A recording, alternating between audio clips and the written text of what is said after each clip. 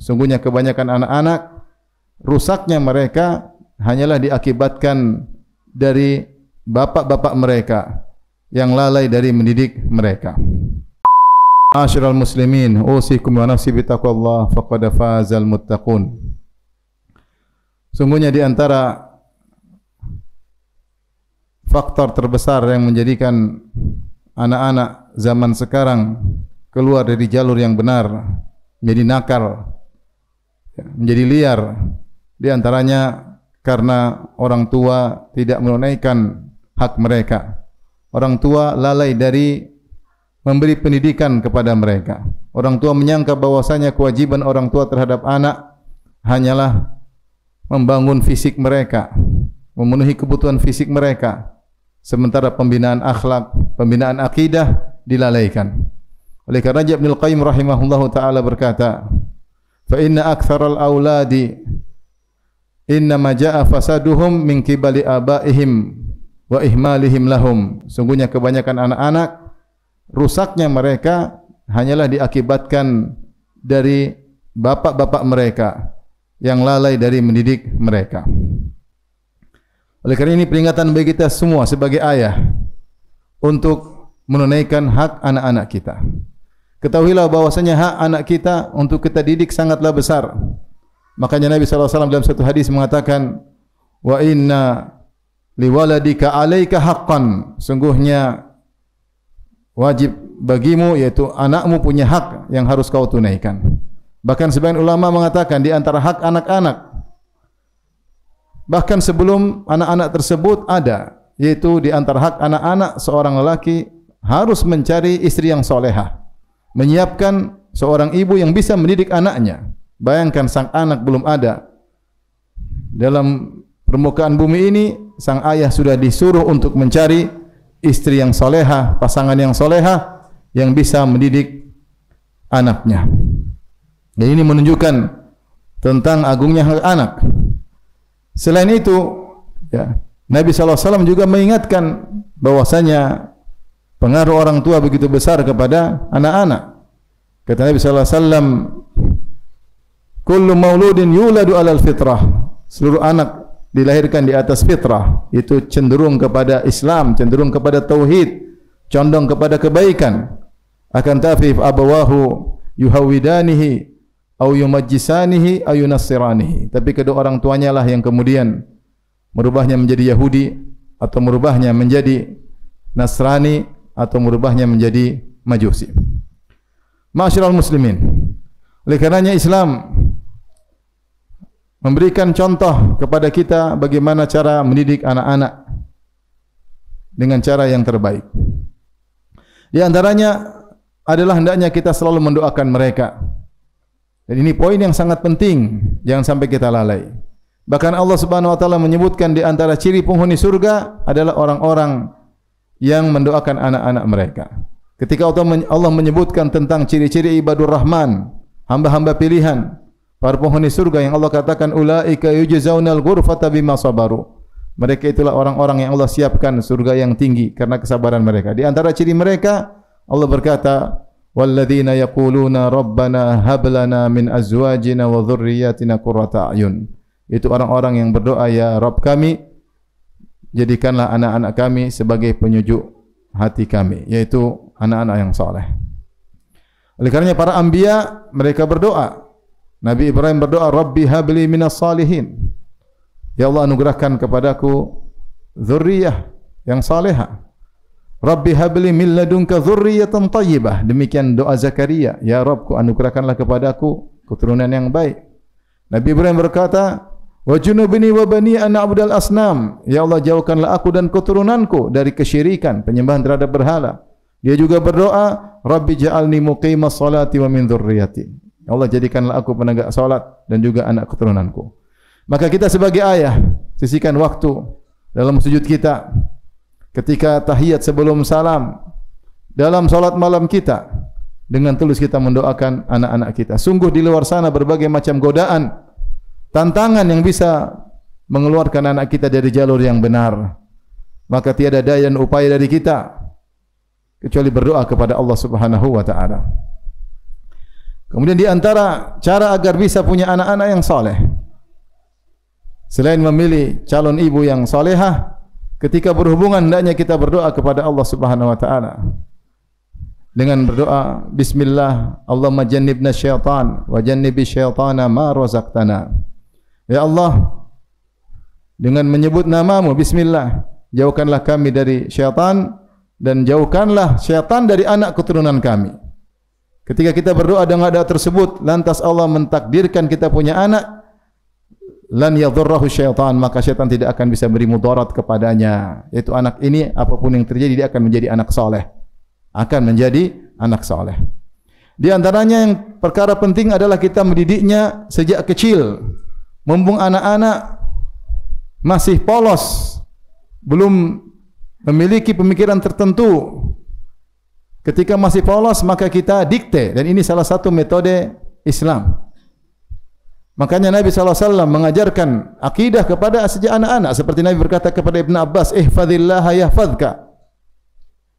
Jagalah Allah maka niscaya Allah akan menjagamu. Dan Rasulullah berkata, wa'lam annal ummata law ijtama'u ala an yadhurruka bi syai'in lan yadhurruka illa bi syai'in qad kataballahu 'alaik.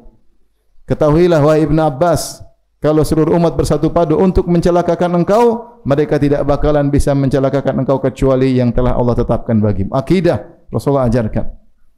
Rasulullah juga ajarkan kepada Umar bin Abi Salamah. Ketika makan, Rasulullah ajarkan adab makan. Kata Rasulullah SAW, ya gulam, samillah wa kul fima yalik. Ucapkanlah bismillah ketika makan dan makanlah dari yang dekat denganmu. Demikian juga Rasulullah SAW mengatakan, agar kita ketika mendidik anak mumpung masih polos dan secara bertahap. Karena kalau anak-anak kita didik setelah mereka besar, setelah mereka ngerti, maka semakin sulit. Maka hendaknya kita berusaha payah sekarang sebelum nanti sulit untuk mendidik mereka. Berusaha payah untuk nanti kita mudah untuk mendidik mereka. Kata Nabi SAW, muru auladakum wa hum sab'u sinin bis salat. Perintahkanlah anak-anak kalian untuk salat sementara mereka berusia 7 tahun. Wadribuhum 'alaiha wa hum 10 sinin. Dan pukullah mereka kalau tidak mau salat ketika mereka berusia 10 tahun. Padahal mereka belum balik. Tapi Rasulullah SAW suruh sejak umur 7 tahun latihan untuk salat. Diajak ke masjid, disuruh salat. Ketika 7 tahun belum ketat, mereka bolong-bolong biarin aja. Tapi ketika sudah 10 tahun menjelang balik, maka mulai agak ketat. Kalau tidak mau, maka boleh dipukul dengan pukulan yang mendidik. Boleh dipukul dengan pukulan yang mendidik. Maka demikian juga ketaatan-ketaatan yang lainnya. Anak-anak wanita kita didik. Ya, mulai kita suruh mereka latihan berjilbab sedikit demi sedikit. Apalagi menjelang ketika mereka akan balik, mereka terbiasa pakai jilbab, diajar rasa malu dan segala kebaikan. Ketika mereka sudah balik, mereka sudah siap karena sudah terbiasa. Dan sebagaimana dikatakan, mengajarkan anak-anak kan naqshi fil hajar, seperti memahat di batu. Memang berat, memang sulit, tapi kalau sudah jadi maka sulit untuk dirubah. Maka mumpung mereka masih polos, kita dikte dan kita dikte. Jangan dengar perkataan sebagian tarbawin, sebagian ahli pendidik, biarkan anak-anak cari jati dirinya. Jangan. Kalau mereka sudah mengerti, sudah banyak bergaul, sudah berisi, susah untuk kita ajarin. Kemudian di antara poin penting dalam mendidik anak-anak adalah dekat dengan mereka, dekat dengan mereka. Dikatakan anak-anak kalau masih kecil kita jadi ya yang diperintah-perintah oleh mereka. Mereka suruh kita ini, kita nurut karena masih kecil. Ketika mereka sudah mulai besar, kita yang balik perintah mereka, diajari mengerjakan tugas ini, tugas itu.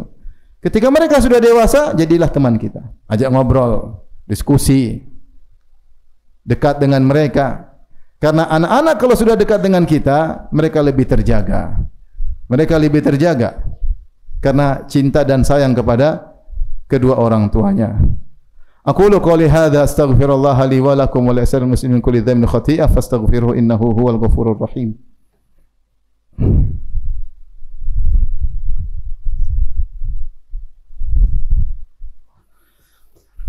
Alhamdulillahi ala ihsanihi wa syukru lahu ala taufiqihi wa amtinanihi. Asyhadu an la ilaha illallah wahdahu la syarika lahu ta'ziman li sya'nihi wa asyhadu anna Muhammadan abduhu wa rasuluhu da'ila ridwanihi Allahumma salli alaihi wa ala alihi wa ashabihi wa ikhwanih. Ma'asyiral muslimin, dalam mendidik anak-anak perlu kesabaran yang panjang, perlu perjuangan, perlu pengorbanan.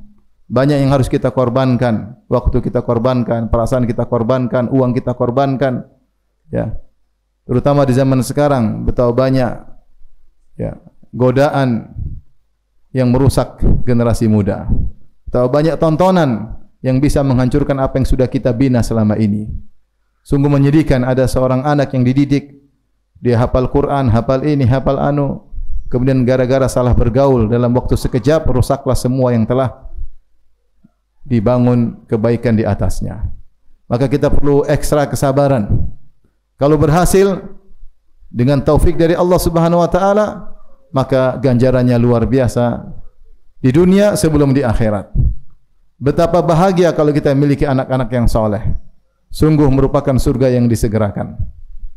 Ya. Sebagaimana kalau kita memiliki anak yang buruk, ini siksaan batin yang luar biasa. Dan kalau kita sudah meninggal, maka anak-anak soleh ini adalah aset yang terbaik bagi kita. Rasulullah SAW bersabda, "Idza matal insan inqata anhu amaluhu illa min thalath." Jika seorang sudah meninggal dunia, maka terputus seluruh amalannya. Dia tidak bisa lagi salat, tidak bisa lagi baca Al-Quran, tidak bisa lagi puasa sunnah, tidak bisa lagi bersedekah. Illa min thalath, kecuali 3 hal yang masih terus mengalir baginya. Shadaqatun jariyah, sedekah jariyah. Ilmun yuntafa'u bihi, ilmu yang bermanfaat. Yang terakhir kata Nabi, waladun salihun yad'u lahu, anak soleh yang mendoakannya. Kalau kita sudah meninggal dunia, lantas anak soleh yang kita didik tersebut senantiasa mendoakan kita, maka pahala terus mengalir kepada kita sementara kita sudah dikubur. Derajat semakin dinaikkan sementara kita tidak beramal apa-apa. Makanya disebutkan dalam hadis, innar rajula la turfa'u darajatu fil jannah. Ada seorang derajatnya dinaikkan di surga. Dia mengatakan, anna li hadza, kok bisa derajat saya naik padahal amalan saya tidak seharusnya sampai seperti ini.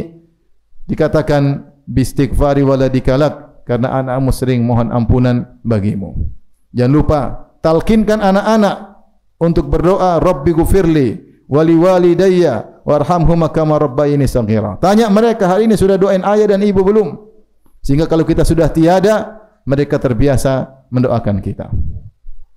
Kemudian juga kalau kita berhasil mendidik anak-anak soleh dengan usaha kita, dengan ikhtiar kita, lantas anak-anak menjadi soleh, maka seluruh amal soleh yang mereka lakukan, pahalanya juga mengalir kepada kita. Karena Rasulullah SAW bersabda, man dalla ala khairin falahu mithlu ajri fa'ilihi. Siapa yang menunjukkan pada kebaikan, bagi dia pahala orang yang mengamalkannya. Maka bayangkan kalau kita punya anak soleh banyak, semua baik, semua beramal soleh. Mereka baca Al-Quran, mereka hafal Al-Quran, mereka solat malam, mereka puasa sunnah, mereka bersedekah, mereka bertauhid, mereka bertawakal kepada Allah. Seluruh itu pahalanya akan mengalir kepada kita sementara kita di kuburan. Kenapa? Fa inna waladaka, ya, sungguhnya anakmu min kasbikum, termasuk dari usahamu, sungguhnya termasuk dari usaha kalian. Maka perlu perjuangan, perlu kesabaran dalam mendidik anak-anak. Semoga Allah Subhanahu wa taala menganugerahkan kepada kita anak-anak soleh yang merupakan buah hati kita, menjadi pemberi kesujukan bagi kita di dunia, terlebih lagi di akhirat kelak. Bahkan para ulama mengatakan anak-anak soleh bisa memberi syafaat kepada kedua orang tuanya. Jika ternyata di akhirat seorang entah di neraka atau di surga derajatnya lebih rendah, ternyata anaknya lebih mulia, lebih tinggi derajatnya, maka dia bisa beri syafaat untuk mengangkat derajat orang tuanya di akhirat kelak. Innallaha malaikatahu yusalluna 'alan nabi ya ayyuhalladzina amanu shallu 'alaihi wa sallimu taslima.